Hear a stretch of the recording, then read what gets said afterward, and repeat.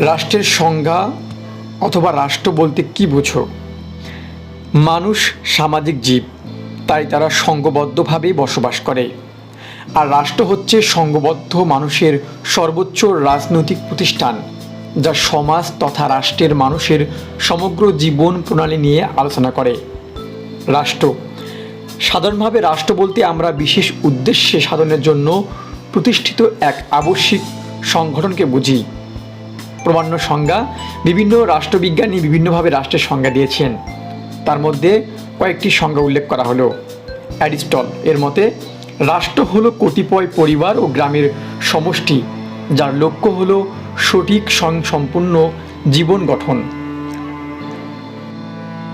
German রাষ্ট্রবিজ্ঞানী বোল্ডনশলি রাষ্ট্রের সংজ্ঞা দিতে গিয়ে বলেন, নির্দিষ্ট ভূখণ্ডে রাজনৈতিকভাবে সংগঠিত জনসমাজই হচ্ছে রাষ্ট্র। উড্রো উইলসনের মতে নির্দিষ্ট ভূখণ্ডে আইনের অধীনে সংগঠিত মানব গোষ্ঠীকে রাষ্ট্র বলে। এরপর এইফ জে লাস্কির ভাষায় রাষ্ট্র হলো একটি ভৌগোলিক সমাজ যা শাসক এবং শাসিতের মধ্যে বিভক্ত এবং এলাকাধীন সকল প্রতিষ্ঠানের উপর স্বীয় কর্তৃত্ব করে। ম্যাক্স ওয়েবারের মতে রাষ্ট্র হলো একটি আবশ্যকীয় রাজনৈতিক সংগঠন যার একটি কেন্দ্রীভূত সরকার রয়েছে, যা নির্দিষ্ট ভূখণ্ডের মধ্যে একচেটিয়াভাবে বৈধ বল প্রয়োগ করে। ম্যাকাইভারের মতে রাষ্ট্র হলো এমন একটি সংগঠন যা বল প্রয়োগের ক্ষমতা বিশিষ্ট একটি সরকারের দ্বারা প্রণীত আইনের সাহায্যে নির্দিষ্ট ভূখণ্ডে অবস্থিত জনসমষ্টির বাহ্যিক আচরণ ও সামাজিক শৃঙ্খলা রক্ষা করে।